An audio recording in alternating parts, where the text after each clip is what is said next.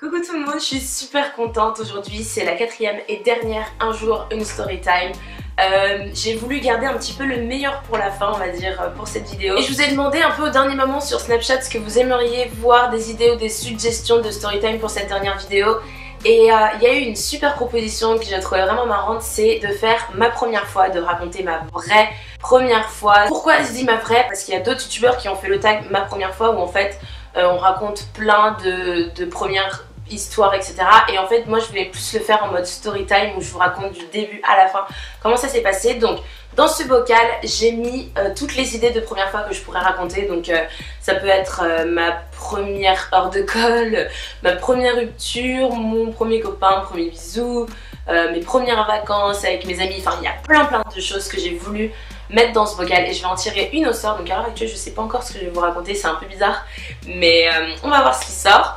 Et avant de commencer, je voulais vous rappeler aussi, si c'est pas déjà fait, que vous pouvez activer les notifications pour recevoir une alarme, enfin une alarme, pas une alerte, une notification tout simplement sur votre téléphone, votre iPhone, votre smartphone, votre Samsung, votre Wiko ou qu'est-ce qu'il y a, LG, peu importe. Ce qui est cool parce que comme ça vous pourrez plus facilement suivre les mises en ligne.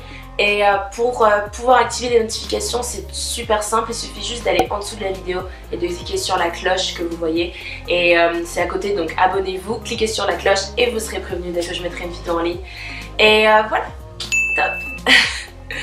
Je voulais aussi vous dire que j'avais choisi de faire ma première fois parce que certains l'ont peut-être vu, mais j'ai participé en fait à une série de vidéos qui sont actuellement en ligne sur le site onsexprime.fr où en fait je réponds à des questions sur ma première fois. Donc c'est assez bizarre parce que je pensais pas qu'il y aurait autant de gens qui verraient cette vidéo quand je l'ai faite. Et pour en parler rapidement, on répond à des questions avec d'autres youtubeurs. Donc il y a Natou, il y a Jérém, Dimitri Scad, Pat, et on répond en fait aux questions sur notre première fois. Et c'est des questions qui sont hyper légères et finalement on rigole même si c'est pas un sujet dont on a tout le temps envie de rigoler ou parler comme ça. Et j'ai trouvé ça génial comme idée de la part du site On s'exprime. Donc je voulais vraiment partager ça avec vous et je vous mettrai le lien en barre d'infos si vous voulez aller voir les vidéos. J'ai des amis qui m'ont dit que les vidéos passaient en pub sur YouTube et sur Twitter et j'étais trop choquée. Donc si vous m'avez vu dans les publicités YouTube, hello, moi c'est Amélie et c'est parti pour la story time. Donc je vais tirer au sort un papier. Alors, regardez ce qu'il y a celui-là. Mon premier rendez-vous.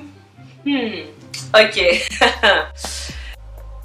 Donc c'était à la fin du lycée, en terminale. Je sais pas si j'avais déjà passé le bac ou si on allait passer le bac, mais c'était vers juin, mai, voilà à peu près. Et en fait j'étais allée à une soirée d'une amie qui habitait pas loin de chez moi. Donc j'étais allée en fait juste en début de soirée, c'était pas une grosse fête, c'était vraiment un petit apéro entre nous. Et à cette soirée, donc moi j'étais surtout avec mes amis du lycée, mais il y avait aussi d'autres personnes qui avaient été invitées. Et c'est là où j'ai rencontré un certain Lucas, donc j'en ai déjà parlé dans la première story time. Et en fait on s'est parlé vite fait à la soirée, on a vraiment rigolé. Et il m'a proposé en fait qu'on se revoie quelques jours après. Et je lui ai dit, bah, tu sais quoi, c'est pas comme si j'avais une vie, c'est pas comme si j'étais en couple, c'est pas comme si j'avais quelque chose à faire de ma vie, donc je vais te dire oui, on n'a qu'à se voir. 3 jours plus tard, j'ai eu le premier rendez-vous, donc c'était mon premier rendez-vous officiel avec un garçon. J'avais 17 ans et demi, presque 18 ans. J'avais pas réalisé que ce serait un rendez-vous. Sauf que lui, il avait vraiment vu ça comme ça, donc je vais vous raconter comment ça s'est passé. 3 jours après, donc on se retrouve, on avait rendez-vous à... je suis déjà perdue. C'était il y a longtemps. On avait rendez-vous à la Défense, au CNIT de la Défense. Donc vous voyez, il y a les 4 temps pour ceux qui connaissent un peu. Je le retrouve, ah ça va Lucas, ouais et toi, bah, depuis la dernière fois, bah, très bien. On discute et il me dit pas vraiment ce qu'on va faire puisque moi j'avais pas du tout d'idée. Et finalement il me dit qu'en fait il a prévu tout un circuit dans Paris et qu'on va aller faire le tour de Paris. Il était 17 h, je savais pas à quelle heure j'allais rentrer chez moi, mais il a dit prépare-toi, on va vraiment bouger. Donc au début j'étais trop contente, je me suis dit ouais c'est trop cool, je vais découvrir des endroits dans Paris que je connais pas. On est allé d'abord à la Fontaine Saint-Michel. Donc pour le coup si vous n'êtes pas de Paris, je suis désolée, ça va rien vous dire, je vais mettre des photos pour que vous imaginiez un peu l'endroit. Mais du coup on est allé à Saint-Michel, on s'est baladé et on est rentré vers pas loin de Notre-Dame dans une boutique en fait, un petit magasin qui s'appelle Shakespeare & Co.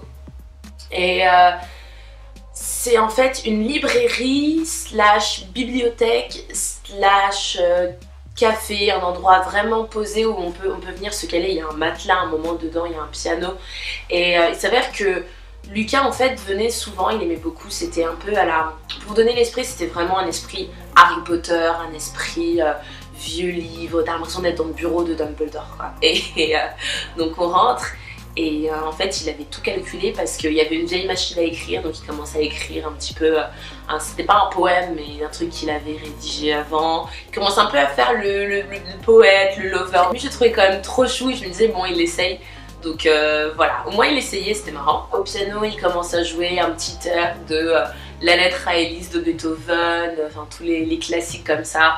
Il manquait plus que la guitare et c'est bon, c'était le cliché du musicien qui essaye, voilà. Donc on est resté peut-être une demi-heure, 40 minutes dedans et plus il jouait du piano et plus j'étais en mode ah c'est trop bien, c'est trop romantique, je passe un tellement bon moment, je commençais à devenir une canarde quoi. Et le truc c'est que voilà c'était mignon, il faisait du piano, il me regardait, ça va t'aimes bien, mais il n'y avait pas vraiment de rapprochement. Alors le but du premier rendez-vous c'est de savoir vraiment si on se plaît, est-ce qu'il va y avoir un rapprochement ou sinon est-ce qu'on rentre chacun chez soi de son côté et on se reparle plus, on se revoit plus jamais. Enfin bon, en tout cas je pense que le premier rendez-vous c'est ça.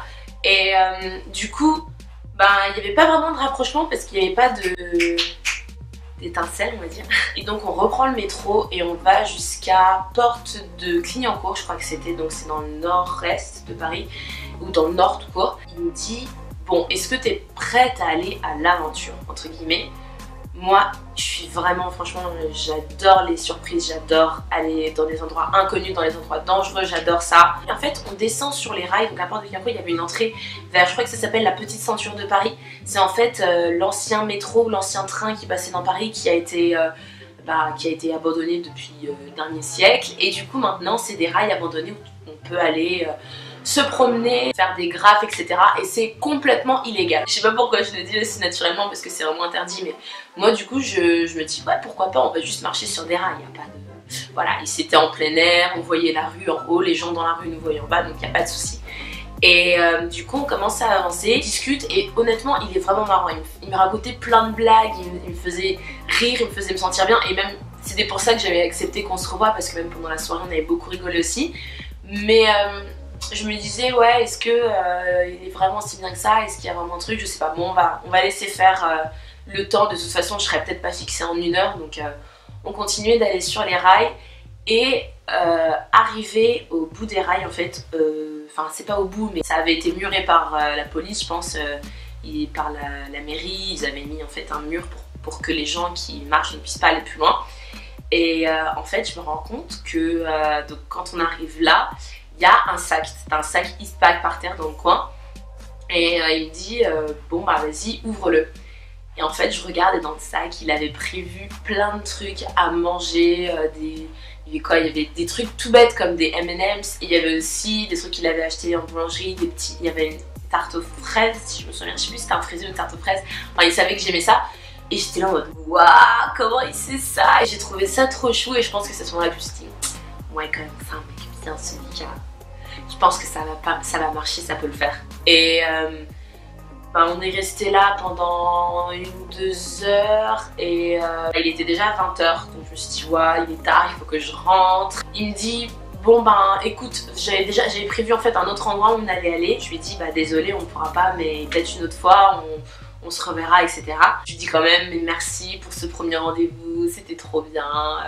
Je t'avoue que j'aurais jamais pensé découvrir un endroit aussi bien que Shakespeare & Co etc. Sachant que Shakespeare & Co aujourd'hui c'est mon endroit préféré dans tout Paris. Il dit bon ben pas de soucis, est-ce que je te raccompagne? Je lui dis non surtout pas. Et on s'est tenu la main et c'était mignon, c'était vraiment, on aurait dit bah ouais des ados.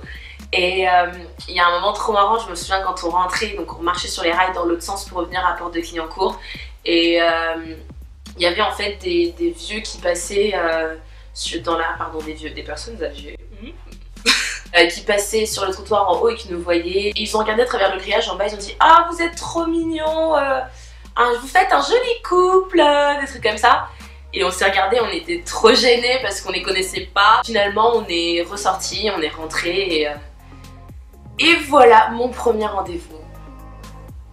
Donc voilà, c'est la fin de la story time. C'est un super souvenir à partager avec vous. Racontez-moi votre premier rendez-vous en commentaire, ce serait trop bien. Enfin, peut-être pas en détail comme ça, mais où c'était, avec qui, enfin, est-ce que ça s'est bien passé, est-ce que c'était malaisant, je sais pas.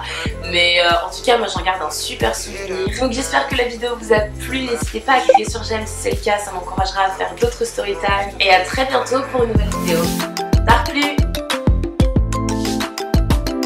Mais cette journée, je m'en souviendrai toujours comme la journée la plus longue et la plus dure de ma vie parce que j'ai eu l'impression, si vous me suivez sur Snapchat, vous vous souvenez que j'avais mis un petit peu mon arrivée, je vous avais montré plein de belles choses qui se sont passées, mais il y a eu un épisode qui a été vraiment plus inquiétant et je suis très contente d'être aujourd'hui capable, enfin d'être aujourd'hui en fait là pour témoigner de ce qui s'est passé parce que ça aurait pu vraiment tourner aux histoires vraiment flippantes qu'on raconte à la télé. Je vais vous raconter ce qui s'est passé et